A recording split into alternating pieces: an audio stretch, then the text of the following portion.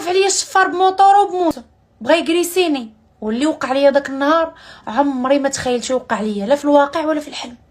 ايوا البنات، اش غنقول لكم، واش غنعاود لكم البلان اللي وقع ليا اليوم؟ كنت غادي نمشي فيها نعاود لكم حتى نعيا، وباش تشوفوا بعويناتكم اللي وقع لكم تصدموا. غا ربي يحفظني وصافي.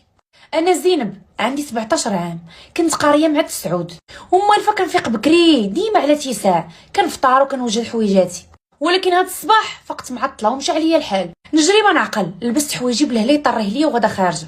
وقفتني مرت عمي قالت لي وقلت لي حتى تفطري، قلت لا لا ما عنديش الوقت، خصني ضروري يلا نلحق. ايوا مسكينه هزت طرف ديال الخبز ودارت ليا فيه الفرماج وزيت العود كيف ما كيعجبني.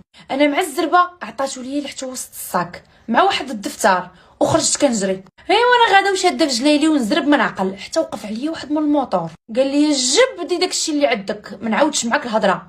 وانا جاب الله نسيت التليفون في الدار، اصلا ما عندي فلوس. قلت لي والله اخويا ما عندي شي حاجه. ناطروا ليا من يديا وركب في موطور وزاد، وانا بقيت كنبكي. بقى فيا عاد دفتر اللي فيه 4 شهور ديال الخدمه، كيفاش غادي ندير انا تنعاود نكتب داكشي؟ مني غادي ناخذو باش غادي ننقلو؟ كي غندير حتى نكتبو من اول وجديد؟ ايوا غير زدت شويه وانا مرفوعه، ما عرفت واش نكمل طريقي للمدرسه ولا نرجع للدار. حتى بان ليا مول الموطور جاي راجع عندي، وقف عليا وقال لي طلعي. انا بقيت كنشوف فيه، قال لي غطلعي ولا ننزل لك.